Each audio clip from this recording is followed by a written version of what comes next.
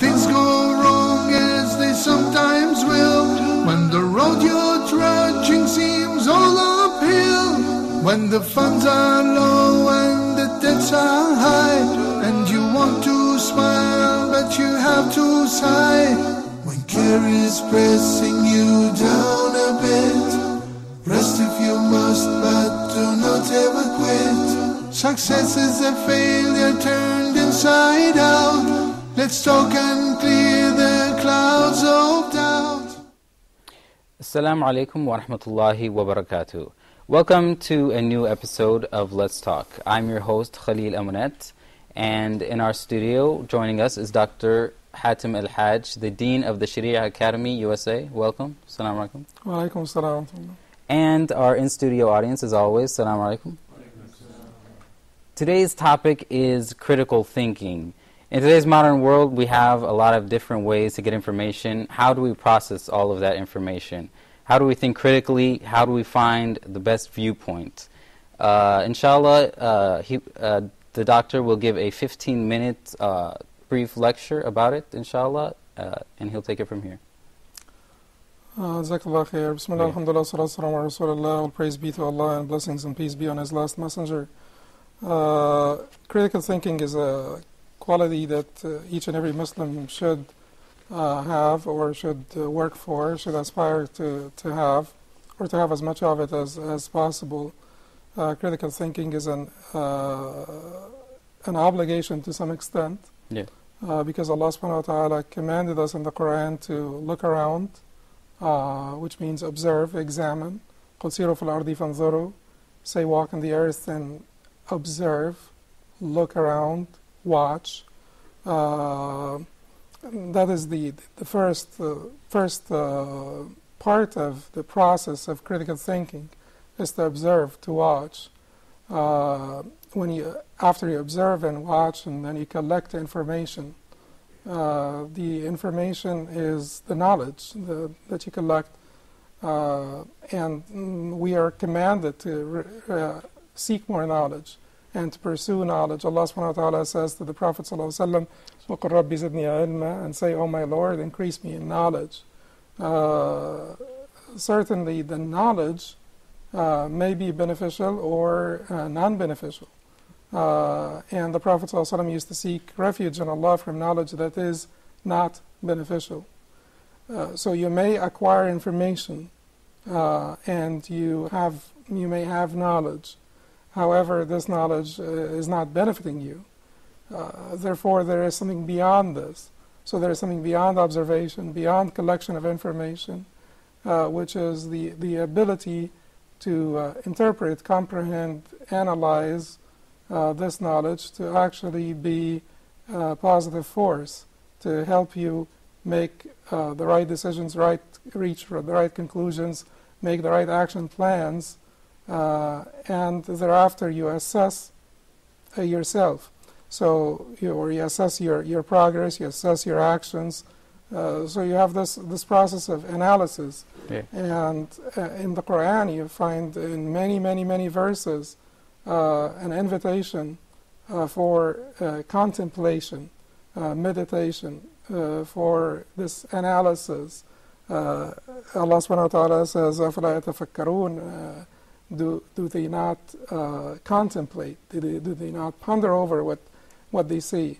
So it's not only to see, to watch, it's not only to collect information, but it is also, after you do this, to contemplate, to ponder over, to analyze, to examine thoroughly the information, and to try to make use of this information and to make it a positive force in your life. And then Allah subhanahu wa ta'ala invites us to assess ourselves. The concept of watchfulness, muraqabatullah azza wa jal. Muraqabatullah azza wa jal is about assessing yourself, watching that Allah is watching you. Mm-hmm. And if you watch that Allah is watching you, then you're going to be involved in a constant process of self-reflection, reassessment. You take you take a particular position regarding a certain matter, and then you re-examine it. It's been reported that Imam Ahmad changed his position regarding one matter 8 times. An Imam of the greatness and the caliber of Ahmad ibn Hanbal would do this not because of haste, not because of lack of knowledge initially, but because of this reassessment. So his former position does not prevent him from re-examining his own position, and that is an important part of critical thinking. Is not that that you're capable of self-critiquing. Not only that you're critiquing others, but you critique your own self, your own positions. Umar radiallahu anhu used to say, "Hasibu anfusakum qabla an tuhasabu." So bring yourself to account before you are brought to account. Bring yourself to account before you're brought to account. So all of this shows you that Islam makes critical thinking an important feature of the personality of the believer. Believer should be a critical thinking. Believer does not basically follow his own biases and prejudices.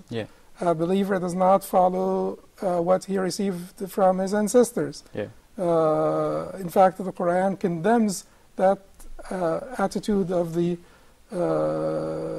disbelievers. إِنَّ وَجَدْنَا آبَاءَنَا عَلَى أُمَّةٍ. We have found our fathers or our forefathers to follow a certain path, and we shall follow in their footsteps. That very approach, the Quran severely condemns. And the Quran offers them something that is more guided than what they found their forefathers to follow. قال ولو جئتكم بأهدى مما وجدتم عليه آباءكم. Then the messenger will say, what if I bring you something that is more guided than what you have found your forefathers following?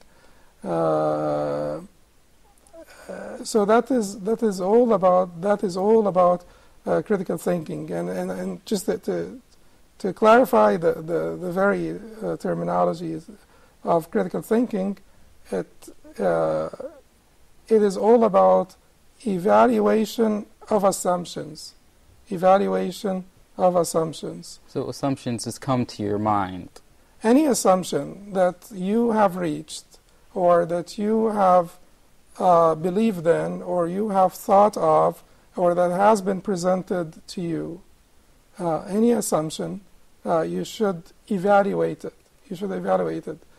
There is a measure of skepticism here, and the so-called scientific skepticism is not anti-Islamic in its entirety, but it is not, it depends on what you mean by scientific skepticism. Islam does not encourage or condone skepticism regarding that which is certain, because that is also purposeless skepticism, because to undo certainty is not helpful, it's not beneficial, it's not clever. To keep re-examining an issue over and over again. To undo certainty in the existence of the Creator, certainty in the greatness of the Creator, and so on. Those matters should not be subject to scientific skepticism. Why do I need to undo certainty once I have reached it?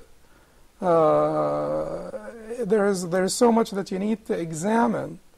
There is so much that will take, that will be appropriate subject for that skepticism. So don't worry about what is certain. What is certain, and you don't need to undo it. But Islam is for skepticism, scientific skepticism, with regard to issues where that is appropriate.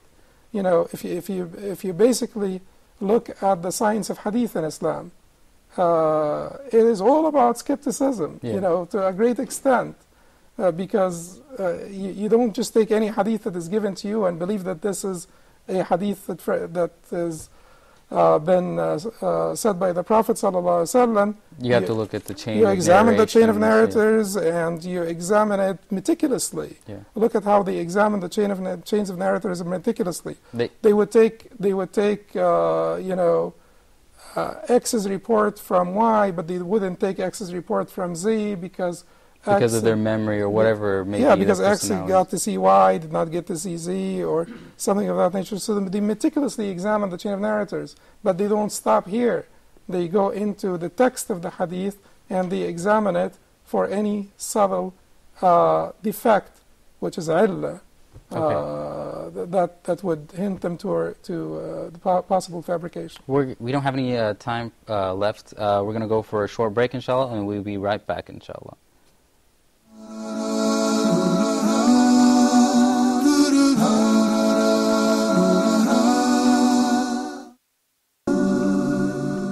Allah the Most High and Merciful says, "Invite to the way of your Lord with wisdom and fair preaching." Do you want to join Huda in calling to Allah? Do you want to spread the message like the prophets did? Do you want to share in the blessings and rewards? Why not support Huda towards these noble aims? Why not sponsor a program of your choice? If you would like to help Huda in spreading the correct message of Islam, please send an email to support@huda.tv or call +2 014 327 1771 for more details, or fax +2 023 855 251.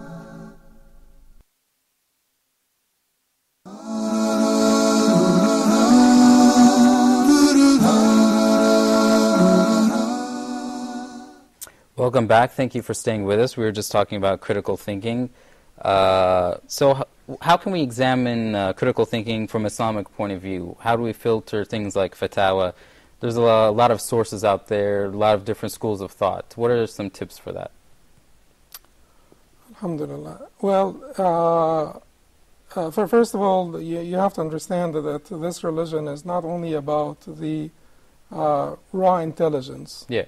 This religion is also about spirituality. Yeah. It's about honesty, sincerity, devotion, credibility, selflessness. So, do those things contradict critical thinking, though? They're absolutely part of it. Okay. Because raw intelligence or intelligence per se could make you manipulative in your thinking. Yeah. So you follow your desires because of your egocentrism. You follow your desires, and then you try to assess everything, or actually you perceive everything through your own point of view, glasses that are made by your own desires, your whims, your egocentric views. So credibility, honesty, selflessness is all about critical thinking, and it's part of critical thinking, an important part of critical thinking. It's not only intellectual, and it is not only about logic, although logic is part of it. Logic that is certainly not corrupted logic, logic that is agreed upon. If you have the right premises and you use the right methodology, you get to the right conclusions through logical process. So this type of logic is not condemned in Islam. What is condemned in Islam is manipulating logic. Yeah. But to go back to your question, so I think there has got to be a measure first of spirituality, because many intelligent people, if you look at it even this way, the intelligent people are divided across the whole spectrum, religious spectrum. Yeah. There are genius individuals in every religious group, or they belong to every religious affiliation. Yeah. And despite this, if you look at Greek mythology, for instance, yeah. The so perceived in the West to be the greatest thinkers, which are the Greek philosophers, Yeah. They followed religions that are completely Have no logic to it at all. certainly. Yeah. So Monsters spiritual and smartness different gods. seems to be somewhat detached from that raw intelligence. Yeah. You know, if you follow a religion that talks about gods and goddesses, and the goddess so and so betrayed her husband, And they're God, fighting and always and then at war.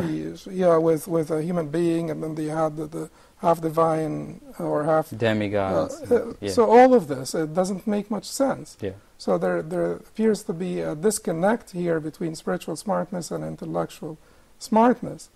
So you need to truly humble yourself. You need to truly ask Allah for guidance. Yeah. That is number one. Show devotion, ask Allah for guidance, because counting on your smartness alone or counting on your critical thinking alone may not get you to the right conclusions. That's why we have 17 times a day we repeat اهدنا الصراط المستقيم 17 times a day at least. Yeah. You know, it's mandatory. 17 rakahs that you have to pray, 17 fatihas that you have to recite, 17 اهدنا الصراط المستقيم that you have to say. Guide us to the straight path. Because without His guidance, no matter how smart you are, you may not arrive at the right conclusion. Okay, so that's one. Okay. And then, shall you use your mind, your logic, to examine different statements by different people? Absolutely. Yeah. That is where you need to use your mind to examine the right positions. There will be sort of signs on the right position. And again, before I get into the intellectual angle of it, you will listen to the scholars who are credible, who are trustworthy, pious scholars. Because what would make you think that Allah will guide a rich or evil scholar, for instance, or What if he has knowledge? I someone? mean, But if you, this particular matter is a little bit different. Would you go to a surgeon that is crooked because they're very clever, they're very skillful? You know, a crooked, skillful in surgeon. inventing some new symptoms that you have and new Yeah, well, diseases. I think that you most of may the not people would actually have. hesitate Yeah. if you tell me that this surgeon is very skillful, very clever, but he's somewhat crooked, then I would be concerned. Okay. So what about your religion? Yeah. Therefore, it is important that you seek the knowledge from people who walk their talk, Yeah. people who are actually practicing, who have pious caution, wara. And that is one of the two conditions in the person that you'll seek information from. And then the other condition is their qualifications, Yeah. their knowledge. So that is one way of tackling this. Then you will examine what they say. Certainly, you will need to examine their proofs. Yeah. And that is where critical thinking, that's where you need your critical thinking. But by the way, I think it is critical thinking. Before this, all of this is critical thinking, because the context is important in critical thinking. And what I just mentioned now about the scholar himself, the credibility, trustworthiness of the scholar, has a lot to do with the context. Yeah. And then the information that is relayed to you, that is given to you, you will examine the proofs. Yeah. And the proofs from the Quran, the Sunnah of the Prophet ﷺ, those are the ultimate sources. The ultimate sources would be the Quran, the Sunnah of the Prophet ﷺ, and then the clear ijma' that is not clear confirmed ijma'. Those are our sources. So you need to examine the authenticity of the evidence, the correct interpretation by the scholar, whether his interpretation of the evidence is correct or not, the pertinence of this evidence to the matter at hand, and the lack or the presence of counter evidence or lack thereof. This is basically quickly the process. So examining the specific situations, not Yes. just in a broad sense. Yes. Okay, do we have any questions from the audience? Go ahead, inshallah. First of all, thanks a lot for your talking. And maybe someone asked about is Islam is a rational religion or just some instructions we must follow?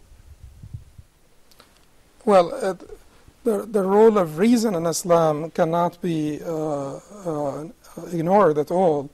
Reason is extremely important in Islam. However, reason is subservient to the revelation, because it is quite reasonable that reason should be subservient to the revelation, isn't it?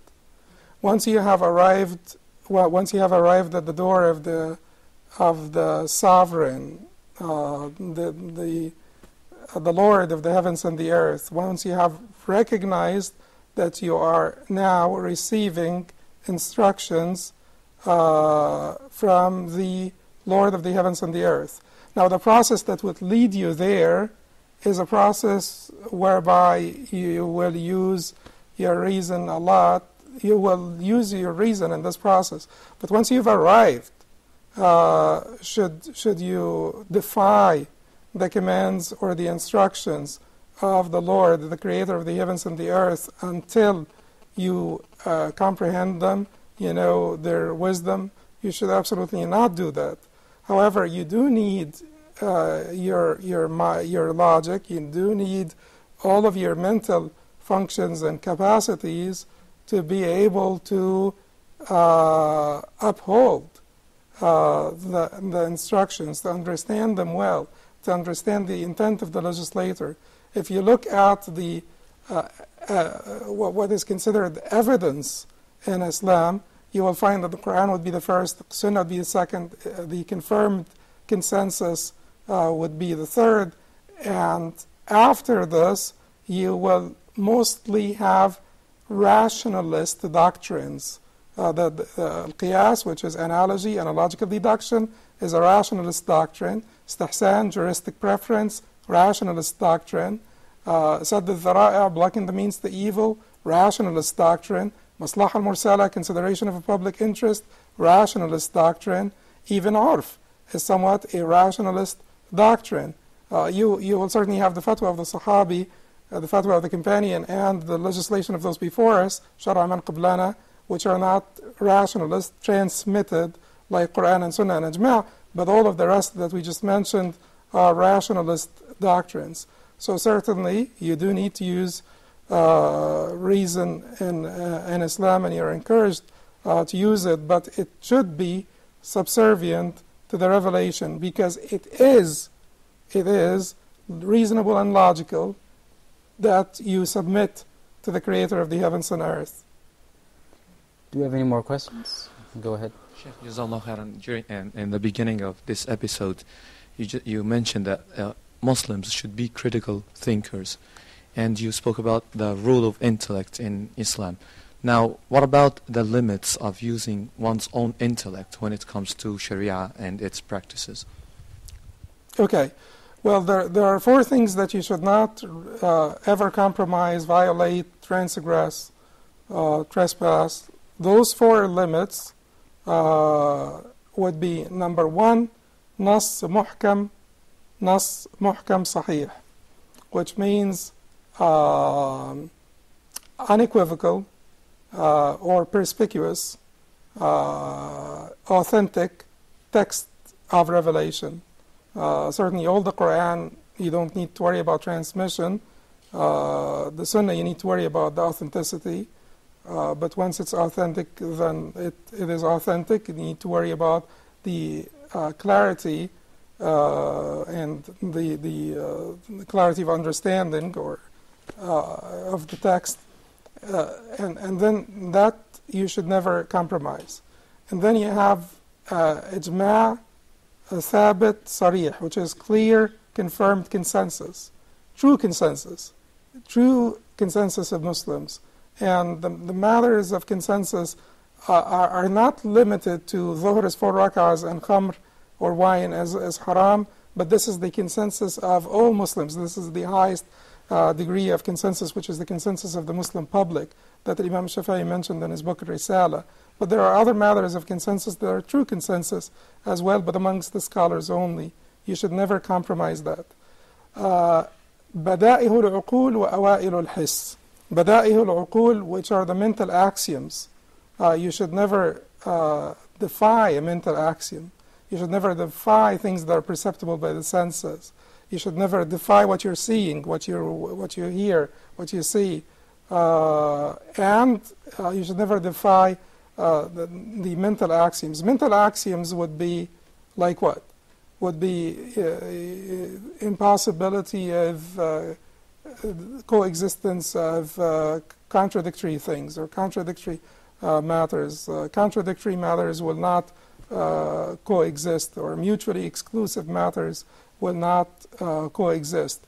So one thing could not be moving and stable at the same time. It's either moving or stable. Things of that nature, those are mental axioms.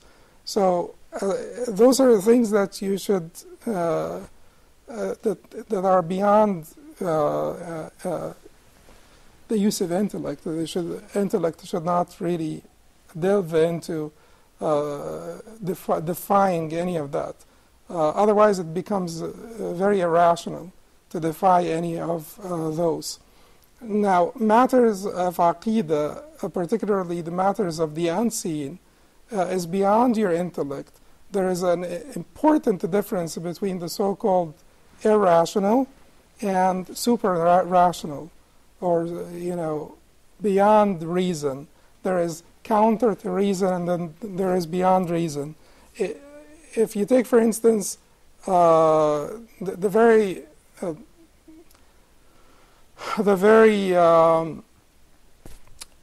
concept of air travel, like space traveling, going to the moon.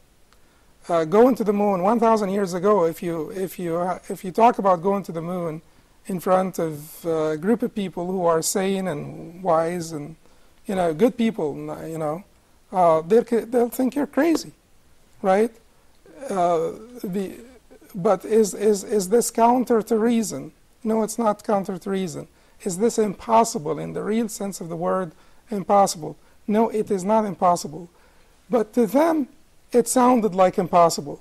So even human accomplishment could sound to humans in some other era as something that's impossible. So what about Allah? What about the doing of works of Allah subhanahu wa ta'ala? The power of Allah, the might of Allah. He's omnipotent.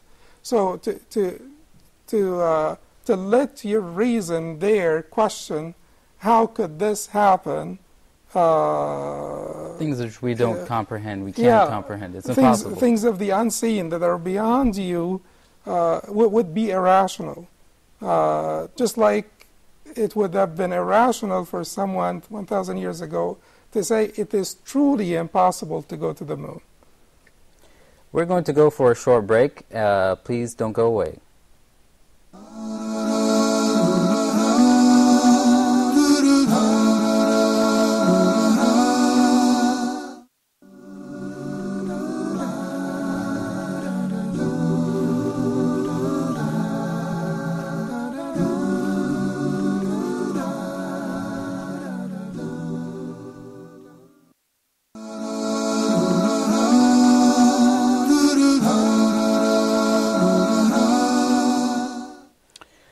Thank you. Welcome back. Thank you for staying with us. Joining us, we have Mustafa Marwan, a facilitator for the UN Cultural Programs. Welcome. Assalamu alaikum. Wa alaikum assalam wa rahmatullah. So my first question for you is, what is your definition, your personal definition of thinking critically? Okay, Bismillah ar-Rahman ar-Rahim. Well, actually, there are lots of definitions for critical thinking. If we are going to talk about the most general, maybe and simple one, it's simply that critical thinking is all about asking why, not how. Just asking the why question. It's all about asking yourself whether this thing or this line of thinking I'm thinking follows my higher objective or not, follows the direction I want to go to. That's just a simple, basic definition for critical thinking. Will this thing be useful for you? Will can you put this whatever into good use? Yes, exactly, for you, because as we said, there are different definitions of critical thinking. At what works for you doesn't work for others. So in the beginning, you have to have your own priorities, your own objectives, and then align what you're thinking with it.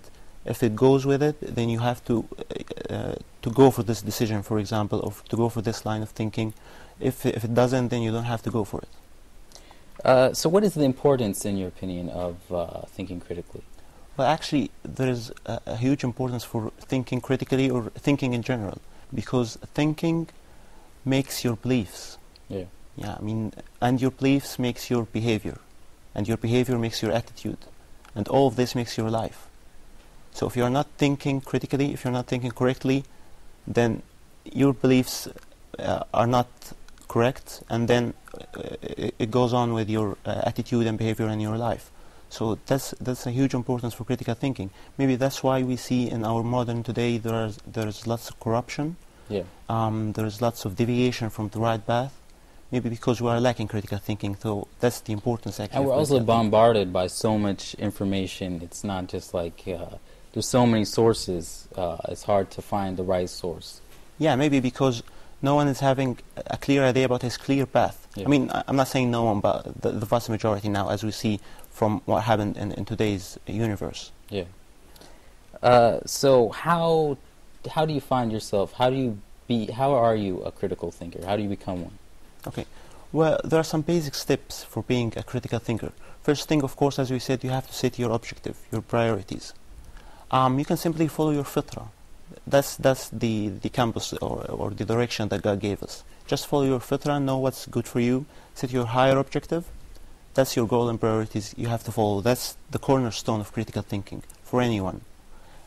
Maybe the second step, of course, after that is that you have to have the courage to question your prejudices, to question your biases, to question your beliefs, and to put yourself in the shoes of other point of view or in the other direction. I mean, I always like to give the example of when we drive our cars. Yeah. So you always get bombarded with the headlight of the other car, but you don't see the headlight of your car that blind the other driver. Yes. So that's how we learn to think, just to think in different dimensions, think in the other point of view, and then evaluate it according to the first point, which is your beliefs and values. After that, we move from the passive point to the positive point.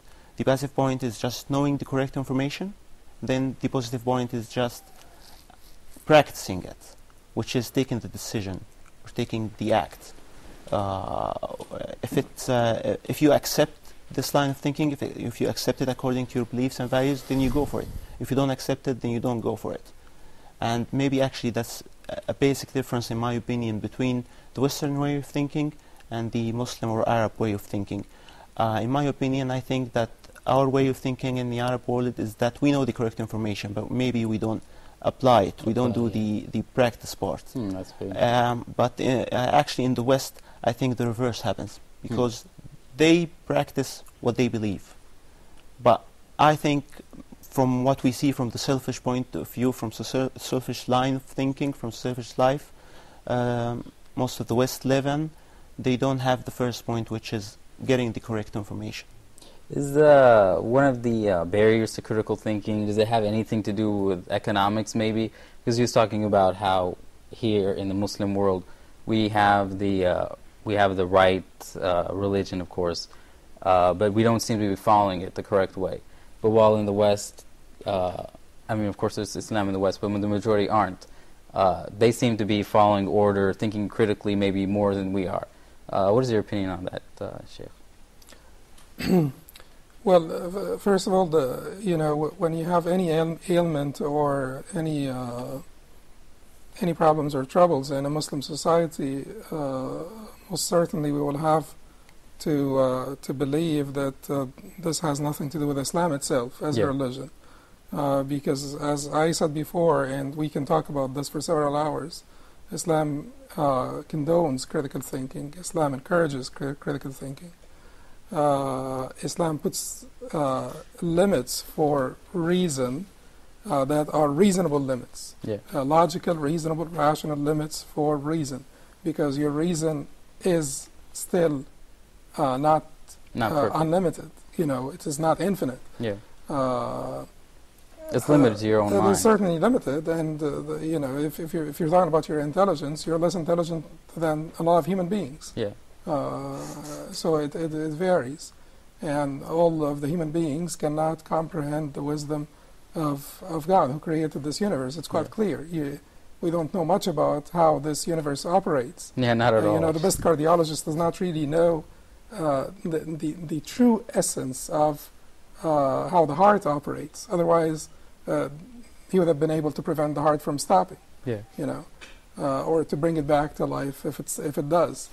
So, Islam encourages all of this.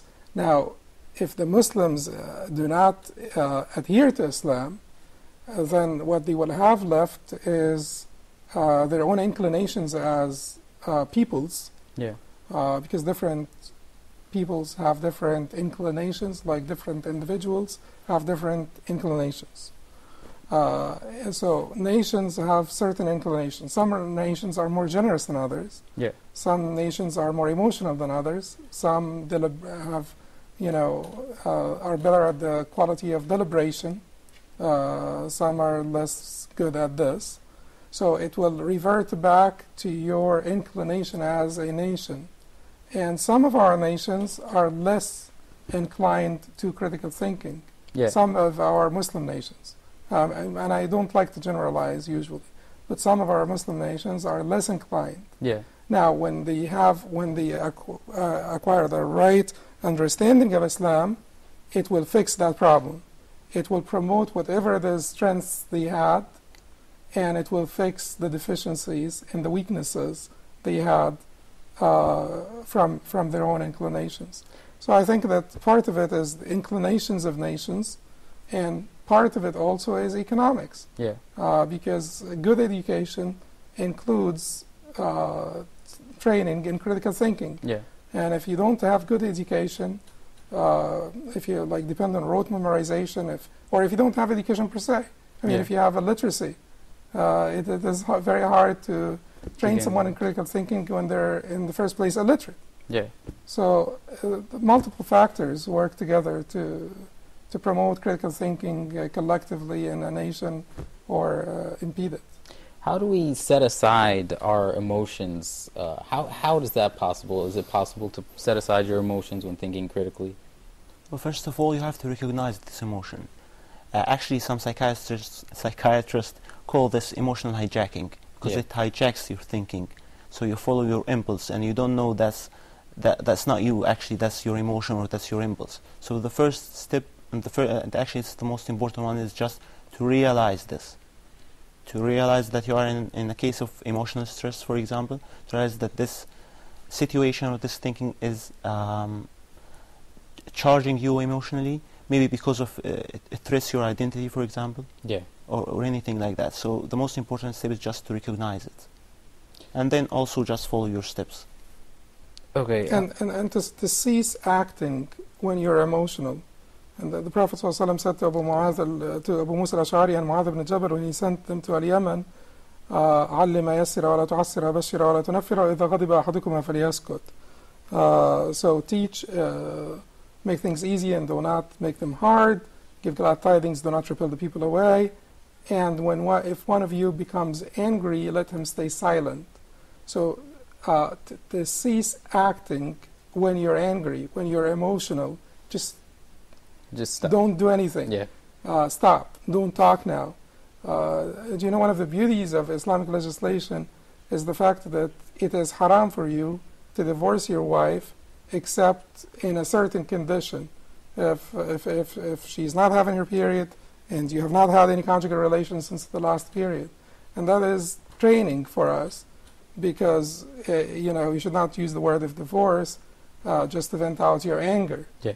It is haram, so you should not until you give it enough time, and certainly by the time you will, by the time she is not having her period and you have not touched her, most likely it will be a few weeks out, or 1 or 2 weeks out, or some days out, and you would have forgotten about the whole ordeal most of the time. So all of this is to control your impulse.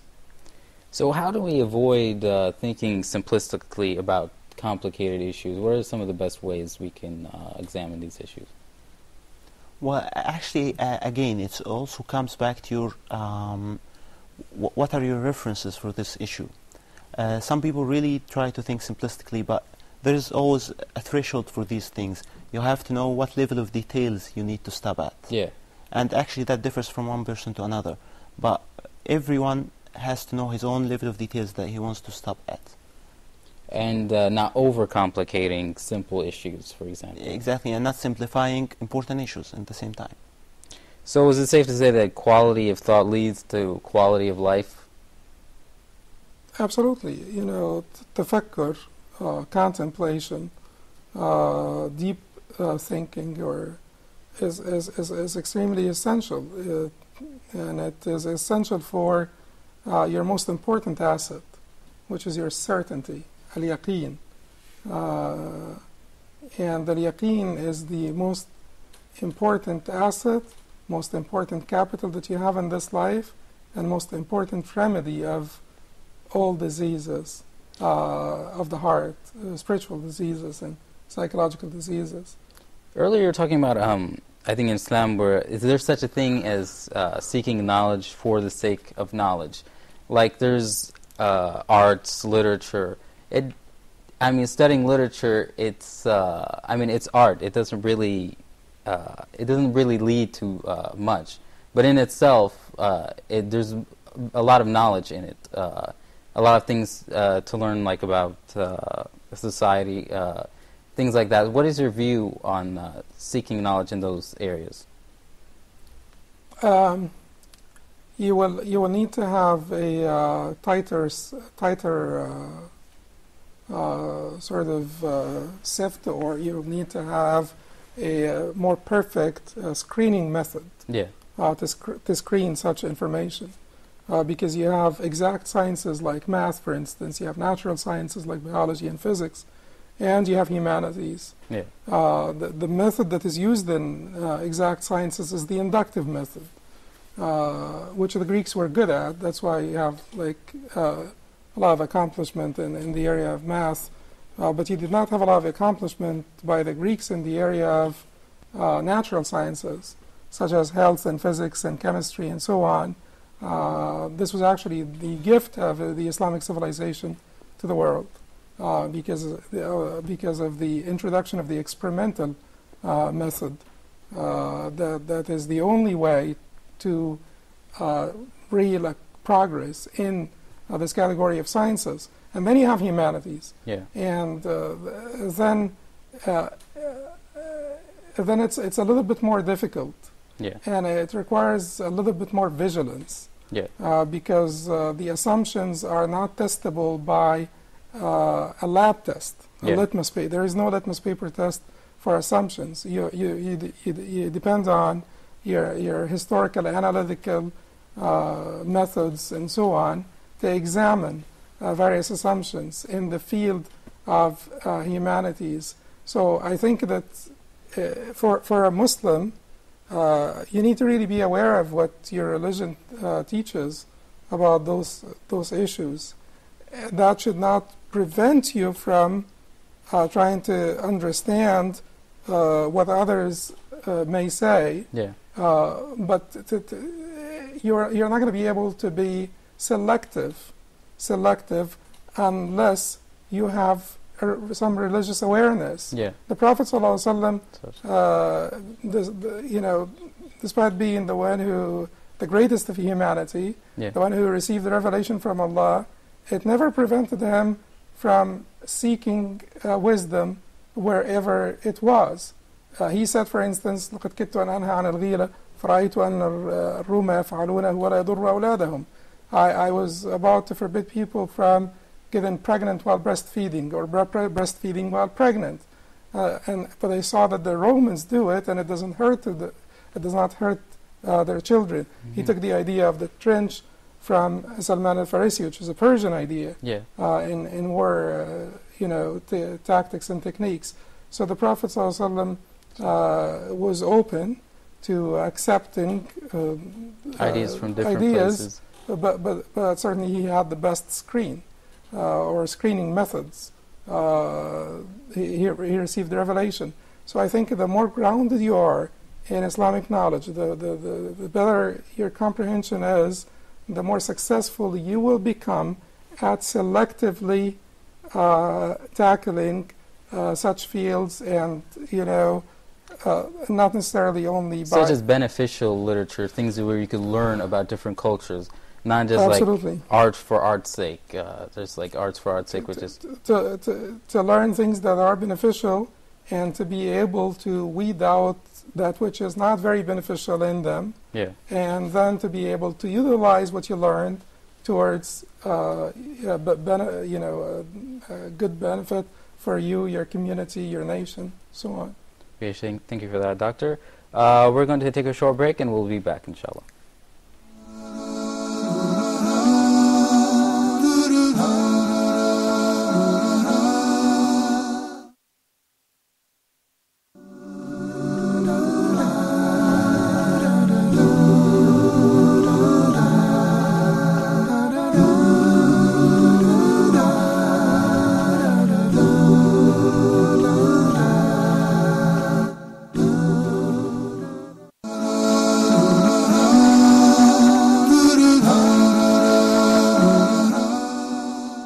Welcome back. Thank you for staying with us. We're going to go to our audience right now to see if they have anything to say. Yeah, I have a question. Okay, go ahead. Doctor, is there a connection between purifying my heart and critical and thinking critically?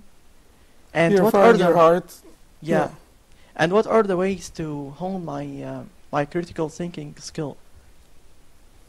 Jazakallah khair. Purifying your heart, I think when you have misconceptions or corrupted convictions or beliefs, that will certainly keep you from purification. Therefore, critical thinking is needed so that you reach that level of purity of convictions, beliefs. To rectify your aqidah is essential for the purification of your heart. Because the rectification of aqidah comes first before anything else, and it opens the door for the true purification of the heart that will be in accordance with the guidance of Islam, the way of the Prophet sallallahu alaihi wasallam. Because you could practice purification of the heart in ways that are not Muhammadan ways, or that are not in agreement with the way of the Prophet sallallahu alaihi wasallam, and that can lead you to further deviation, because it's not only about spiritual exercise, it's about spiritual exercise that will lead you to the true God of the heavens and earth, to more devotion. As for your other part of the question, which is developing your critical thinking, it is practice and practice and practice. It is acquisition of information, and when you acquire the information, don't stop at the collection of information, but proceed to analysis, proceed to a careful analysis, careful evaluation of the evidence, careful evaluation of the appropriateness of various evidences, and also pertinence of the evidence to the matter at hand, also presence of other pieces of evidence, being always ready to accept that you were wrong, and then making the action plan based on all of the above. And then once you reach a conclusion and you make an action plan, going back and reassessing, putting your conclusions to the test frequently, to put your previous conclusions, your former convictions, to the test. And doing this over and over and over, inshallah, it will work. But doctor, is it Islamically true that if I am working, for example, that will increase my my thinking, my critical thinking, walking or sitting on the nature, or something? Is it Islamic? If you walk, it will improve your critical thinking. Well, let me tell you, we can critically examine the. I think it's all about exposure and getting to know different experiences and different people and different points of views. It's all about a skill, because human beings are always dynamic. They're not static. So you always learn a new thing, always learn a way of thinking, you always learn things about others and surprisingly about yourself, about the way you think, how to refine the way you think, how to control the way you think. So it's all about these things. You can do that all by walking too. You can think about that and walk at the same time. And you can also add to this that fitness, physical fitness, does have a great impact on your intellectual fitness. Okay, well that's all the time we have, I think, inshallah. I'd like to thank Brother Marwan. Thank you very much for having us. And Dr. Hatem Al-Hajj. And I'd also like to thank our studio audience. And I'd like to remind you guys with our email address, letstalk@huda.tv. And that's all we have. Assalamu alaikum wa rahmatullahi wa barakatuh.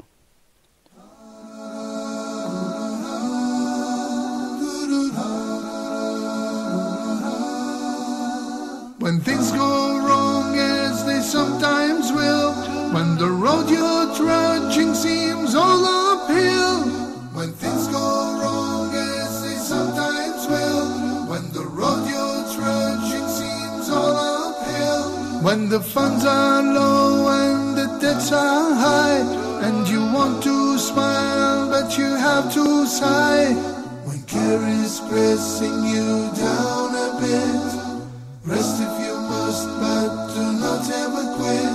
Success is a failure turned inside out. Let's talk and clear the clouds of doubt. Success is a failure turned inside out. Let's talk and clear the clouds of doubt.